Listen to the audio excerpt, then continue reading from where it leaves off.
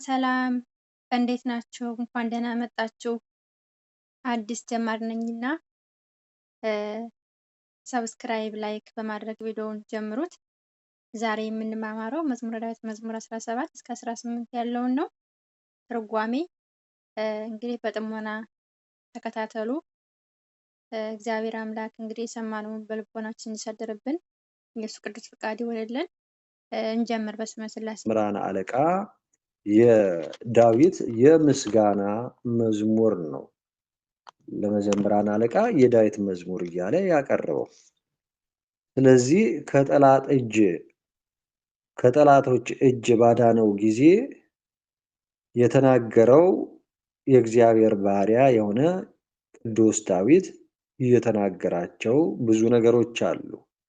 የመጀመሪያው በመዝሙር 17 ላይ የሰው ልጅ ውሎውን እንደሚመስል የሰው ልጅ ማንን ይመስላል ቢሉ ውሎውን ይመስላልና ሁልጊዜም ቢሆን አባቶቻችን እንደሚናገሩት ማንነትን እንድነግርህ ጓደኛህን ንገረኝ ይላሉ። አበው ይህንን ተረት ያለ ምክንያት አይደለም የተናገሩት። ሁሉንም በምክንያት ሁሉንም በምሳሌ ሁሉንም በሚገባን በምንረዳው መልኩ አስፍተው አምልተው መጽሐፍ ቅዱስን በመንፈስ ቅዱስ እርዳታ አስተምረውናል። ልብ ያለው ልብ ይበል፣ የሚያነብ ሰው ያስተውል ይላል። የምናነበውን ነገር ማስተዋል አለብን። ሁልጊዜ ውሏችንን ነው የምንመስለው። የሰው ልጅ ውሎውን ይመስላል። ከክፉ ሰው ጋር የሚውል ሰው መልካም ሰው ሊሆን አይችልም። ለምሳሌ እሱ በሱስ ከወደቀ ሰው ጋር ከአጫሽ ጋር የሚውል ሰው አጫሽ ነው የሚሆነው። ከጠጭ ጋር የሚውል ሰው ጠጭ ነው የሚሆነው። ከዘማዩ ጋር የሚውል ዘማዊ ነው የሚመስለው። ምክንያቱም ከዘማዊዎች ጋር ዘማዊዎች ከወደዱን ወይንም በዚህ ህይወት ውስጥ ያሉ ሰዎች ከወደዱን አንዳች ነገር ተባብራቸዋልና ራስህን መርምር ይላል መጽሐፍ። ያለ ምክንያት ሰዎች ሊቀርቡን አይችሉም። ዛሬ መንፈሳዊ ከዚህ ቀደም ዓለማዊ ሆነን ብዙ ጓደኛ የነበረን ወደ መንፈሳዊ ህይወት ስንመጣ ግን እነዛ ጓደኞች አይኖሩም በዙሪያችን። ምክንያቱም ግብራችን አንድ አይሆንም። በሆነ ነገር ነበር የተስማማ ነው፣ በሆነ ነገር ነበር የተግባባ ነው። ጓደኝነት በራሱ የሚያግባባን ነገር የጋራ የሆነ ነገር ሲኖረን ብቻ ነው። ለዚህ ነው ልበ አምላክ ዳዊት በመዝሙር 17 ከቁጥር 25 ላይ ከቸር ሰው ጋር ቸር ሆነ ትገኛለህ አለ። አዎ ቸር ከሆኑት ጋር ቸር ሆነን እንገኛለን። ቅን ከሆኑት ጋር ቅን ሆነን እንገኛለን። ንጹህ ከሆኑ ጋር ንጹህ እንሆናለን። እንዲሁ ደግሞ በአንጻሩ ጠማማ ከሆኑት ጋር ደግሞ ጠማማ ሆነን ነው የምንገኘው። ምክንያቱም ውሏችንን ነው የምንመስለው፣ አዳራችንን ነው የምንመስለው። ዛሬ በዚህ በቴሌግራም ላይ ተሰብስበን ሙሉ ቀን እግዚአብሔርን ስናመሰግን፣ ቃሉን ስንጠራ፣ ስንንበረከክ፣ ስሙን ስናመሰግን፣ በረከት ስንቀበል ውለናል። ግን ከኛ ጋር የነበሩ ከዚህ ቀደም አብረውን በጓደኝነት የነበሩ እህት ወንድሞቻችን ዛሬ የት ናቸው? ለምን አብረውን ወደዚህ አልመጡም ስንል በግብር ስለምንለያይ እኛን ሊመስሉ አይችሉም። ጥቂቶች ግን ይመጣሉ፣ ተያይዘው ይመጣሉ። ነገር ግን ዓለም ደግሞ ያታለለቻቸው፣ ዓለም የሳበቻቸው ደግሞ በዛው ይቀራሉ። ለዚህ ነው እንግዲህ ልበ አምላክ ዳዊት ከቸር ሰው ጋር ቸር ሆነ ትገኛለህ፣ ከቅን ሰው ጋር ደግሞ ቅን ሆነ ትገኛለህ፣ ከንጹህ ጋር ደግሞ ንጹህ ሆነ ትገኛለህ፣ ከጠማማም ጋር ጠማማ ሆነ ትገኛለህ እያለ ይናገራል። እንዲሁም በመዝሙር 18 ከቁጥር 13 ላይ የሰው ልጅ ከምንሰራቸው ኃጢአቶች ሁሉ ከኃጢአት ሁሉ ትልቅ ኃጢአት ከኃጢአቶች ሁሉ የበላይ የሆነው ኃጢአት በማወቅ የምንሰራው ኃጢአት ነው። ልበ አምላክ ዳዊት በመዝሙር 18 ቅንፍ 19 ቁጥር 13 ላይ የድፍረት ኃጢአት እንዳይገዛኝ ባሪያን ጠብቅ አለ። ተመልከቱ። እያወቅን አትስረቅ ሲል እየሰረቅን፣ አትጠጣ ሲል እየጠጣን፣ አታጭስ ሲል እያጨስን፣ አትዘሙት ሲል እየዘሙትን፣ ሰውነታችንን እያረከስን የምንሰራው ነገር ሁሉ የድፍረት ኃጢአት ነው። ለምን? እናውቃለን። እያወቅን ነው የምናጠፋው፣ እያወቅን ነው የምንበድለው። አባቶቻችን በቅዳሴ መሃል ካህኑ በሐልዮም በገቢርም የሰራነውን ኃጢአት እግዚአብሔር ይፍታ ብሎ እንዲፈቱን ስናደርግ እግዚአብሔር ይፍታ በሐልዮም በገቢርም የሚሉት ወይንም በሐሳብ ሊሆን ይችላል፣ በድፍረት ሊሆን ይችላል፣ በማወቅም ባለማወቅም፣ በሐልዮም በገቢርም በመመኘትም በመስራትም ኃጢአት ብዙ ነው እና ነገር ግን ከነዚህ ሁሉ ደግሞ የከፋው ኃጢአት በድፍረት የምናደርጋቸው ኃጢአት ነው። እግዚአብሔር ያውቃል ሁሉን። እግዚአብሔር ማያቅ አምላክ አይደለም። እሱ ይቅር ይለኛል እያለን ይቅር ባይ አምላክ ነው ብለን የእግዚአብሔርን ቸርነት መከታ አድርገን ጥፋት የምናጠፋ ሰዎች አለን። እግዚአብሔር ያውቀዋል እያለን ምን በድላለን? ድክመቴን ያውቀዋል። አዎ ደካማ እንደሆነ እኮ እግዚአብሔር ያውቃል። ግን እግዚአብሔር ቸር ነው መሐሪ ነው እያልክ በኃጢአት ላይ ኃጢአትን አትደርብ ይላል መጽሐፍ። ይሄ ለድፍረት ኃጢአት የተነገረ ቃል ነው። ስለዚህ የድፍረት ኃጢአት እንዳይገዛኝ ባሪያህን ጠብቅ፣ የዛን ጊዜ ምን ሆናለሁ አለ? ፍጹም ሆናለሁ አለ። ተመልከቱ፣ ኃጢአት የማይሰራ የለም፣ ኃጢአትን የማያደርግ የለም። ማንም እግዚአብሔር ፊት ንጹህ የለም፣ ያልበደለ የለም። ግን ከበደልም ሁሉ የከፋ የሚሆነው ግን የድፍረት ኃጢአት ስለሆነ ከዚህ ኃጢአት ግን እግዚአብሔር ከጠበቀን ባለማወቅ የሰራ ነው ግን ከእውቀት ማነስ፣ ካለመረዳት፣ ከድክመት የሰው ልጅ ደካማ እንደሆነ ፍጡር ደካማ እንደሆነ ጌታችን አምላካችን መድኃኒታችን ኢየሱስ ክርስቶስ አስቀድሞ ያውቃል። ስለሚያውቅ ያንን ይቅር ይላል። ልበ አምላክ ዳዊት ይህን ነው እየተናገረ ያለው። ይቅር ይላል ያንን። ግን በድፍረት የሰራ ነው ግን ይቅር አይለንም። ለምን? እያወቅን ያጠፋ ነው። እያወቅን ያጠፋ ነው። ከዛ ምን አለ? የድፍረት ኃጢአት እንዳይገዛኝ ባሪያህን ጠብቅ። ከዛ ምን ሆናለሁ አለ? የዚያን ጊዜ ምን ሆናለሁ? ፍጹም ሆናለሁ አለ። በቃ ፍጹም ልንሆን የምንችለው የድፍረት ኃጢአትን ሳንሰራ ስንቀር ብቻ ነው እንጂ ኃጢአትንማ የማይሰራ የለም። በህይወት ዘመናችን ያልበደልነው ነገር የለም፣ ያላጠፋ ነው የለም። በእግዚአብሔር ፊት ማንም ፍጹም የለም። በእግዚአብሔር ፊት ያላጠፋ ያልበደለ ጻድቅ ማንም የለም በፊቱ። ግን እግዚአብሔር አምላክ መሐሪ ነው፣ ቸር ነው፣ ይቅር ባይ ነው። ለዛ ማለት ነው። ለድፍረቱ ኃጢአት ግን እግዚአብሔር ይቅር አይልም። ለምን? እያወቅን ስላጠፋን። አትስረቅ እያለ እየሰረቅን፣ አታመንዝር እያለ እያመነዘርን፣ ባልንጀራን ላይ በሐሰት አትመስክር እያለን እየመሰከርን፣ ይሄ ሆን ብሎ እግዚአብሔርን መዘባበት ስለሆነ ስለዚህ የዚያን ጊዜ ፍጹም ሆናለሁ ከታላቁም ኃጢአት ነጻለሁ አለ። አያችሁ፣ የታላቁ ኃጢአት በጣም ትልቁ ኃጢአት ከባዱ ኃጢአት የድፍረት ኃጢአት ነው። ቅዱስ ዳዊት ይህንን ነው የሚናገረው። ስለዚህ ከታላቁ ኃጢአት እነጻለሁ። የትኛው ኃጢአት? የድፍረት ኃጢአት። አያችሁ፣ ያን ሳንሰራ ስንቀር ፍጹም እንደምንሆን ከዚያ ምን እንሆናለን? ከታላቁም ኃጢአት ደግሞ ከዚህ እንደምንነጻ ልበ አምላክ ዳዊት ያስረዳናል። ለዚህ ነው እንግዲህ ይህን የድፍረትን ኃጢአት ለመስራት አካላችን ብቻ አይደለም የሚሰራው፣ አንደበታችንም ከድፍረት ኃጢአት ሊጾም ያስፈልጋል። በምን? በሐሰት ከመመስከር።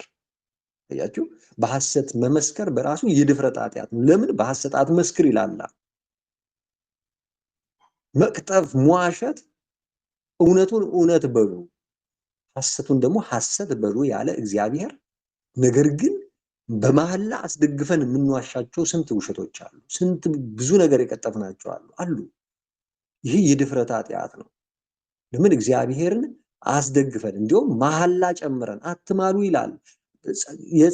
የራሱን ፀጉር አንዲቷን እንኳን ጥቁሯን ነጭ ማድረግ የሚችል ወይንም ስንዝር በቁመቱ ላይ መጨመር የሚችል የለም። ስለዚህ በእግዚአብሔር አትማሉ ብሏል። ለምን? በእግዚአብሔር መባል ፍጹምነት ስለሆነ፣ ፍጹም ስላልሆነ በእግዚአብሔር እንዳንምል እግዚአብሔርም ከልክሏል። ምን በሉ አለ? እውነቱን እውነት ሐሰቱን ደግሞ ሐሰት በሉ አለ። ለምን? በአንደበታችን ክፉ ነገርን ስለምናደርግ። ስለዚህ አቤቱ ረዳቴ፣ አቤቱ ረድኤቴ፣ መድኃኒቴም የአፌ ቃልና የልቤ ሐሳብ በፊት ያማረ ይሆናል። ተመልከቱ፣ አያችሁ፣ ልብ ያሰበውን ስለሆነ አንደበት የሚናገረው በልባችን የያዝነውን ምን ይላሉ አባቶች? ቂም የያዘውን በቅል ያወጣዋል። የሰው ልጅ በልቡ አጠራቅሞ ይዝና በስካር መንፈስ ያንን ይናገራል። አባቶች ያለ ምክንያት ይሄን አልተናገሩም። ከዛ ምን ይላል? በማግስቱ ይገናኙና ትላንትና እንዲህ እኮ አልከኝ ሲል ውይ እንዲህ አልኩህ እንዴ? ይቅርታ አድርግልኝ ሰክሬ ነው እኔ አይደለሁም ይላል። አያችሁ፣ በስካር ያሳብባል። ግን ስካሩ በወቅቱ የመጣ አይደለም። ያ ስድብ፣ ያ አጥንት የሚሰድብ ስድብ፣ አጥንት የሚሰብር ስድብ ወይንም ክፉ ነገር ወይንም በልቡ አስቦት የነበረው የተቀመጠ ነው። ልብ ውስጥ አስቀድሞ ከመጠጡ በፊት የተቀመጠ ነበረ። አያችሁ። ስለዚህ ልብና ሐሳባችን፣ አንደበትና ልባችን መስማማት መቻል አለባቸው። የሰው ልጅ በልቡ ያለውን ነገር ነው በአንደበቱ የሚናገር። ልባችን ውስጥ መልካም ነገር ከሌለ ቅድም በመዝሙር 14 እና 15 ላይ የተነጋገርነው የመዝሙረ ዳዊት ላይ ቃል ነበረ። ስለዚህ ሁልጊዜም ቢሆን ልባችን ንጹህ ሊሆን ይገባል። ከልባችን ውስጥ በልባችን እግዚአብሔርን ልናመልከው፣ ከልባችን እግዚአብሔርን ልናመሰግነው ይገባል። ምስጋና ከልብ ሲሆን ነው። ስለዚህ ከልባችን የምናመሰግነው ምስጋና ነው ለእግዚአብሔር ጥሩ መስዋዕት ሊሆን የሚችለው፣ ንጹህ መስዋዕት ሊሆን የሚችለው። ለዚህ ነው ልበ አምላክ ዳዊት በዚህ በመዝሙር 18 ከቁጥር 14 ላይ አቤቱ ረድኤቴ መድኃኒቴም የአፌ ቃልና የልቤ ሐሳብ በፊትህ ያማረ ይሆናል። ተመልከቱ፣ ልባችን ሌላ አንደበታችን ሌላ እንዳይሆን ቅድም ተነጋግረን ነበረ። ቀን በ6 ሰዓት ላይ በደረሰው ጸሎታችን ላይ መዝሙረ ዳዊት ላይ ልባችን ሌላ ነገር ያስባል። ይህ ሕዝብ ልቡ ከኔ የራቀ ነው፣ አንደበቱ እኔን ያመሰግናል፣ ልቡ ግን ከኔ የራቀ ነው ይላል። በአንደበታችን አይደለም እግዚአብሔርን ማመስገን፣ በልባችንም ማመስገን። ልባችንና የልባችን ሐሳብና ቃላችን አንድ ሊሆን ይገባል። ልብ ሌላ እያሰበ አንደበት ሌላ የሚናገር ከሆነ መልካም ስላልሆነ፣ ስለዚህ ይሄ የአፌ ቃልና የልቤ ሐሳብ በፊትህ ያማረ ይሆንልኝ አለ። ሁለቱ ሲግባቡ መልካም ነገር ያወጣሉ። ልብና አንደበት ሲግባቡ መልካም ነገር ከአፍ ይወጣል፣ የተቀደሰ ነገር ይወጣል። ከእርግማን ፋንታ ምርቃት ይወጣል። ከስድብ ፋንታ የጸሎት ቃል፣ የእግዚአብሔር ቃል፣ አጥንትን የሚሰብር ሳይሆን አጥንትን የሚያለመልም ቃል የሚወጣው አፋችንና ልባችን ሐሳብ አንድ ሲሆን ነውና እግዚአብሔር አምላካችን የልባችንንና የአፋችንን ሐሳብ እንዲያስማማልን፣ በፊቱ ያማረ የተወደደ መስዋዕት እንዲሆንልን፣ አድርጎም እንዲቀበልልን ቅዱስ ፈቃድ ይሆንልን። ስለዚህ እግዚአብሔር አምላካችን ታዲያ ልበ አምላክ ዳዊት ምን አለ በመዝሙር 19 ላይ ምስጋና ቃለ አወጣ። ይህ ሲስማማለት የአፉና የልቡ ሐሳብ ያማረ ሲሆን የተቀደሰ ነገር ማውጣት ጀመረ። በቁጥር 19 ላይ ተመልከቱ። በመከራ ቀን እግዚአብሔር ይስማ፣ የያዕቆብ አምላክ ስም ያቁምህ፣ ከመቅደሱ ረድኤትን ይላክልህ፣ ከጽዮንም ያጥና፣ ቁርባንህንም ሁሉ ያስብልህ፣ የሚቃጠል መስዋዕትንም ያለምልምልህ፣ እንደ ልብህ ይስጥ፣ ፈቃድህንም ሁሉ ይፈጽምልህ፣ በማዳንህ ደስ ይለኛል እያለ ተመልከቱ። የምርቃት መዓት፣ ደስ የሚል ቃል፣ አጥንትን የሚያለመልም ቃልን መናገር። ለምን? ልብና ሐሳቡ ሲስማ፣ ልብና ሐሳባችን ሲግባቡ ሁልጊዜም ከአንደበታችን የሚወጣው ደስ ይላል። አንደበተ ርቱዕ ነው እከሌ የሚባለው እግዚአብሔር አምላክ የሚናገረውን አስቦ ስለሚናገር ነው። ያ ሰው ሌላ ሆኖ አይደለም፣ የተለየ ፍጡር ሆኖ አይደለም። አንዳንድ ሰው ሲናገር ደስ ያሰኛል። ቃሉ የሚናገረው ቃል ከአንጀት ጠብ ይላል፣ ልብ ውስጥ ያድራል፣ አእምሮ ውስጥ ይቀመጣል፣ ዘላለማዊ ቃል ይሆናል፣ አጥንትን የሚያለመልም ይሆናል። ለምን? አንደበቱና ልቡ የልቡ ሐሳብ የተስማሙ ስለሆኑ። አንዳንዴ አንደበታችን ሌላ ያወራል፣ ልባችን ወይንም ሐሳባችን ሌላ ቦታ ይሰረቃል። ልባችን የሆነ ነገር ያስባል፣ አንደበታችን ደግሞ ሌላ ነገር ያወራል። አንዳንዴ ሰዎች ከፊታችን እንደዚህ እየመጡ እያየናቸው ዝም ብለናቸው እናልፋለን። እና በማግስቱ ምን ይሉናል? ትላንትና እያየኝ አለፍከኝ ይላል። እኛ ግን እኮ እያየናቸው አይደለም፣ አላየናቸውም። ይሄ ማለት ምንድን ነው?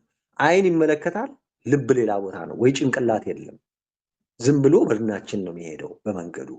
ሰውየው ግን ያየንና ትላንት እኮ እያየኝ፣ ያን ሰው እኮ እያየነው ነው በአይን፣ ግን ሰላም ሳንለው ወይንም የሆነ ነገር ሀሳብ ውስጥ ሆነን እንሄዳለን። ይሄ ማለት እኛ ከራሳችን ጋር እንኳን መስማማት ያለመቻላችን። ስለዚህ እግዚአብሔር አምላካችን የልባችንን ሀሳብ የአፋችንንና የልባችንን ሀሳብ አንድ እንዲያደርግልን በፊቱ ያማረ እንዲሆን የምናቀርበው መስዋዕት የምናቀርበው ጸሎታችን የሁሉ ሰዓት በዚህ ቆመን ሰኔ ጎልጎታውን፣ ገድሉን፣ ውዳሴ ማርያሙን፣ መዝሙረ ዳዊቱን፣ ድርሳኑን ስናደርስ የነበረው ከአንደበት ብቻ እንዳይሆን የአፍና የልባችን ሀሳብ የተስማማ ሆኖ በእግዚአብሔር ፊት ያማረ እንዲሆንልን እግዚአብሔር አምላክ ይርዳን። የልብ አምላክ ዳዊት ረድኤት በረከት በሁላችንም ላይ ይደርብን። አሜን። ወስብሐት ለእግዚአብሔር ወለወላዲቱ ድንግል ወለመስቀሉ ክብር። ይቆየን። ስለዚህ አስተውሉ። የምታነቡትን ነገር ሁሉ ማስተዋል ያስፈልጋል። ስለዚህ ወደ ራሳችሁ መልሳችሁ ልበ አምላክ ዳዊት ምንም እንኳን ለራሱ የጸለየው ጸሎት ቢሆንም እንኳን ነገር ግን ለኛ ደግሞ እጅግ በጣም ታላቅ ከጸሎት ሁሉ ታላቅ የከበረ ሁሉም ጸሎት የከበረ ቢሆንም ከጸሎቶች ሁሉ ደግሞ የላቀ የከበረ ታላቅ ጸሎት መዝሙረ ዳዊት ነው። አንዳንድ ጊዜ በረከት ብለን አጭር ስለሆነ ስንገባ ትንሽ ስለሆነ ጊዜ ስለማይፈጅብን ጊዜ ስለማይሻማን አድርገን የምንቆጥር ሰዎች አለን። ግን የምናደርሰው ጸሎት በውስጡ በጣም ከባድና ኃያል የሆነ ቃል ያለበት ስለሆነ መጠንቀቅ ያስፈልጋል። እንግዲህ ለወንድማችን ቃለ ሕይወት ቃለ በረከት ያሰማልን፣ ጸጋውን ያብዛለት። እኛም የሰማነውን 30 60 መቶ ያማረ ፍሬ እንድናፈራ እግዚአብሔር ይርዳን። የሰማነውን በልባችን ይጻፍልን። ጸጋውን ያብዛልን ወንድማችን።